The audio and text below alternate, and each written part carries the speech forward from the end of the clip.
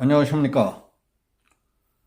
12월 21일 저녁에 있었던 한동훈 법무부 장관의 짤막한 이임 인사와 기자들과의 일문일답이 준 충격적인 이벤트를 요약해 전해드리겠습니다. 관계 기사를 읽으며 국민적 호응과 뒷받침만 있다면 우리는 지금 걱정할 것이 아니라 앞으로 희망과 기대를 가질만 하다는 확신을 갖기에 충분하다는 생각이 들 정도였습니다. 한동훈 법무부 장관은 21일 이임식 후 기자들과 즉석 인터뷰를 가졌습니다. 짤막한 이벤트였지만은 한동훈의 사람 됨됨이와 사고방식, 자기 일에 대한 사명감, 국가와 국민, 미래를 생각하는 인생관, 철학, 그의 국가관 등을 느낄 수 있게 해준 값지고 알찬 기회였다는 생각이 듭니다. 제왕학의 교과서라고 하는 당태종의 정관정요를 뛰어넘는 현대 정치의 보감이 될 만하다는 생각이 들 정도였습니다.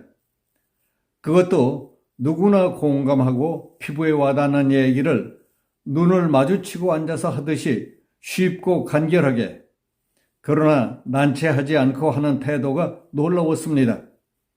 그는 비상대책위원장직을 수락하는 심정을 묻자 야구 9회 말 투아웃의 투스트라이크에는 원하지 않는 공이 들어오더라도 후회 없이 휘둘러야 한다고 했습니다. 최근 정치권에서는 국민의힘 위기 상황과 맞물려 민주당 200석 전망까지 나오고 있습니다.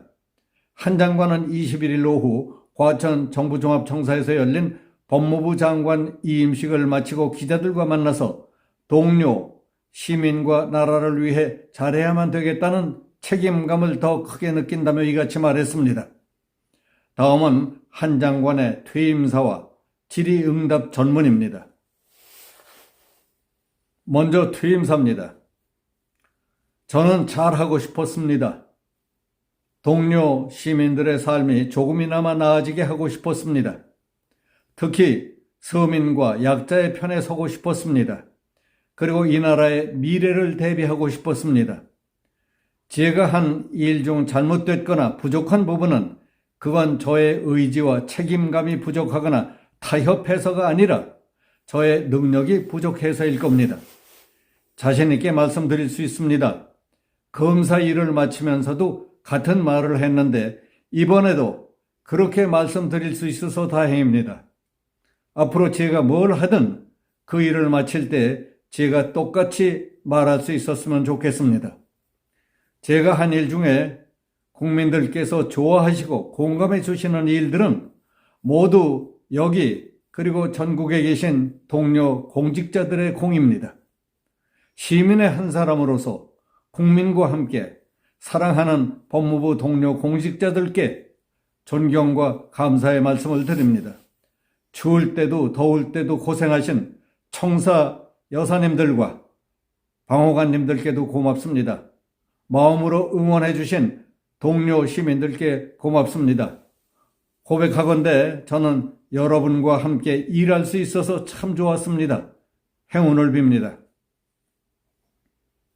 다음은 기자들과의 질의응답 내용입니다. 이임사에서 동료 시민이라고 표현한 이유는 뭡니까? 평소에 많이 쓰던 표현입니다. 민주사회를 구성하고 민주주의를 유지하는 것은 서로 간의 연대와 동료의식입니다. 그런 차원에서 동료 시민이라는 말을 평소에도 많이 써왔습니다. 비대위원장을 수락한 이유가 있습니까? 비상한 현실 앞에서 잘할 수 있겠지 하는 막연한 자신감보다는 동료 시민과 나라를 위해서 잘해야만 한다는 책임감을 더 크게 느낍니다. 9회 말 투아웃 투스트라이크면 원하는 공이 아니고 스트라이크인지 볼인지 애매해도 후회 없이 휘둘러야 한다는 생각입니다. 상식 있는 동료 시민과 함께 대한민국 미래를 위한 길을 같이 만들어 가겠습니다. 국민의 상식과 생각이라는 나침판을 가지고 앞장서려고 합니다. 그 나침판만으로는 곳곳에 있을 사막이나 골짜기를 다 알 수는 없겠지만 지지해 주시는 의견 못지않게 비판해 주시는 다양한 의견도 경청하고 존중하면서 끝까지 계속 가보겠습니다. 용기와 헌신으로 해내겠다는 약속을 드리겠습니다. 예상보다 빨리 수락하게 된 이유에 대해서 말씀 좀 해주시죠.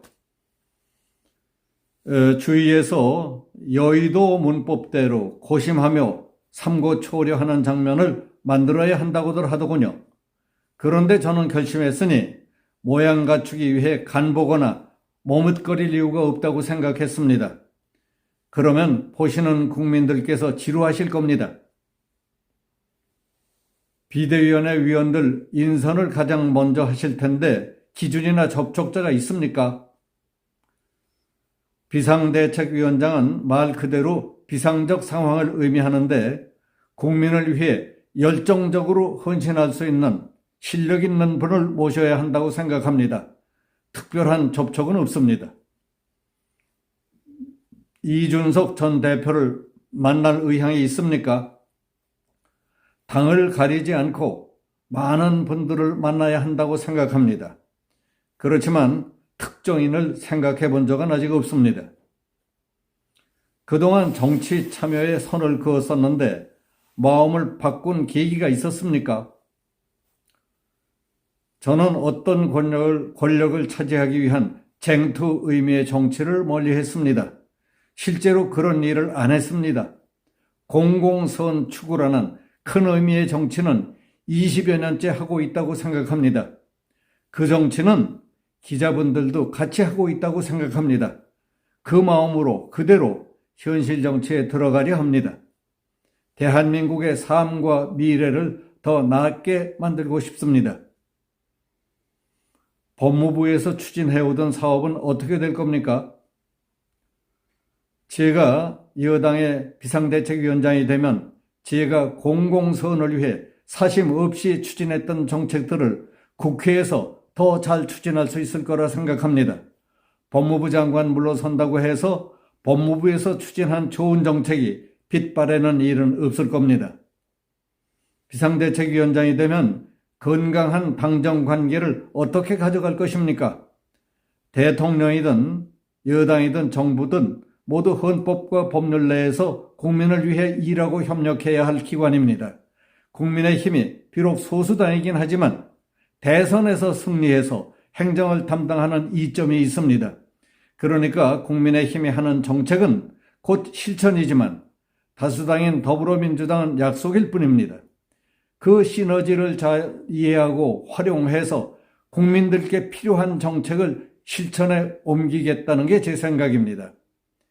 이임사에서 미래를 대비하고 싶었다는 대목은 어떤 의미입니까? 제가 거기서 말한 건 인구 재앙 시대에 책임감 있게 대비하고 싶었다는 뜻이고 저는 하고 싶은 게 많습니다. 우리나라를 좀 더 좋게 만들고 국민을 좀 더 잘 살게 만들고 싶습니다. 통합에 대해서는 어떻게 생각하십니까?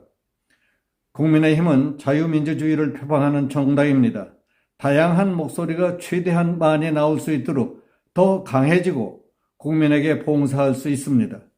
다양한 목소리를 잘 듣고 결과적으로 하나의 목소리를 내면서 이겨야 할 때 반드시 이기는 정당으로 이끌겠습니다. 현직 법무부 장관에서 직행하는 거라 논란이나 우려가 많을 텐데요. 말씀하실 수 있는 내용이라고 생각합니다. 최근 대한민국에 초유의 일이 많이 있었는데 제가 일하는 과정에서 직분이나 위치를 벗어난 일은 없었다고 생각합니다. 지금까지 그랬고 앞으로도 그럴 것입니다. 이상 한동훈의 이임사와 기자들과의 문답이었습니다. 어떻습니까? 앞으로 두고 봐야 알 일이지만은 아직까지 우리나라 정치에 한동훈 같은 사람은 없었습니다. 자기 자신에 대해 자기가 해야 할 일과 국가 사회에 대해 저토록 명징하고 믿음직스럽고 틀림없는 사람을 본 적이 없었습니다. 한동훈의 짤막한 이임사와 인터뷰 내용만 봐도 많은 사람들이 공감하고 희망과 기대를 갖게 했을 겁니다. 오늘의 메시지만 가지고 국민을 설득시킨다 하더라도 절망스럽기까지 하던 내년 총선을 반드시 승리로 이끌 수 있으리라고 봅니다. 존경하는 마음으로 기대와 희망을 갖고 응원합니다. 그 길만이 대한민국이 다시 살아나 크게 성취해 나갈 수 있는 대도라고 믿습니다. 박수를 보냅니다. 여기서 마치겠습니다. 감사합니다.